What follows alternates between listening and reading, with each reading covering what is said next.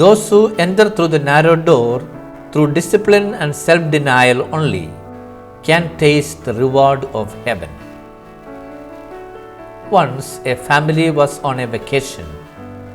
They were driving through a country road that was quite broad. Suddenly they come across a sign, "Road closed, do not enter." But the father of the family said, "I think the road is broad and it should help us reach faster. Let us continue." The man and the family proceeded going around the sign. They thought that it would save them time. But his wife said, "Let us not take the forbidden path." But for the man there was no turning back, and they continued with the adventure. Even after a few miles, they found the road pretty good and broad, and the man began to praise himself about his gift of discernment.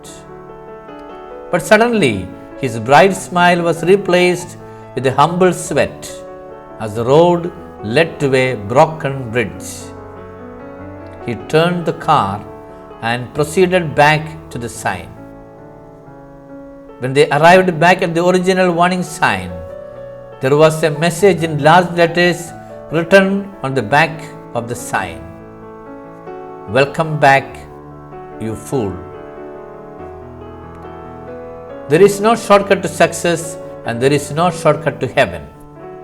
The road to salvation is not broad but narrow. Entering the narrow door means to have the right discipline and disposition to take the narrow right path, rather than the broad and attractive wrong path. The Gospel according to St. Luke, chapter 13, verses 23 to 24. A person in the crowd asked Jesus, "Lord, are only a few people going to be saved?" Jesus said to them, "Make every effort to enter through the narrow door, because many, I tell you, will try to enter and will not be able to." What does Jesus mean to say when he says that in order to be saved, we must enter through the narrow door? The Greek word used for strive can be literally translated into English as intense exertion. It means to struggle, to fight, to labor fervently. It is equal to the word agonize. What Jesus tells us is that we must strive, struggle, fight and labor fervently to enter the narrow door that leads to salvation.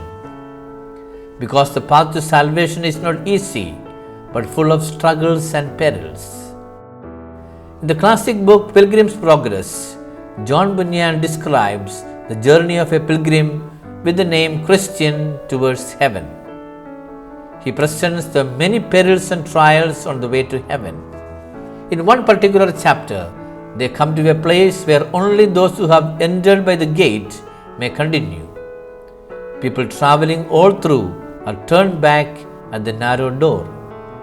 The only way to make sure that you are saved is by pressing through the narrow entrance to the kingdom. And you must do whatever it takes to enter through the narrow door.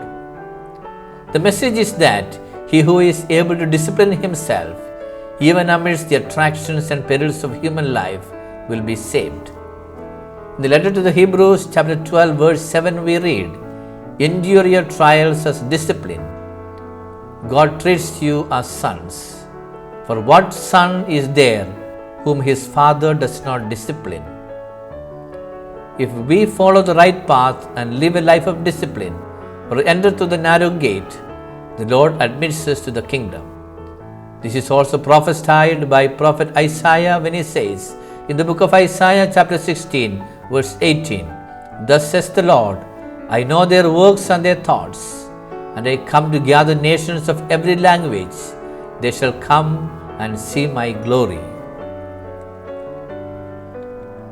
Let us strive to enter through the narrow door by abandoning the more cozy and comfortable worldly life and hold fast to a life of discipline and sacrifice, so that we shall be saved. For only those who work hard, make sacrifices, enduring all sufferings and difficulties in life, shall taste the bliss of heaven. Let us proclaim with the psalmist, Steadfast is his kindness towards us, and the fidelity of the Lord endures forever.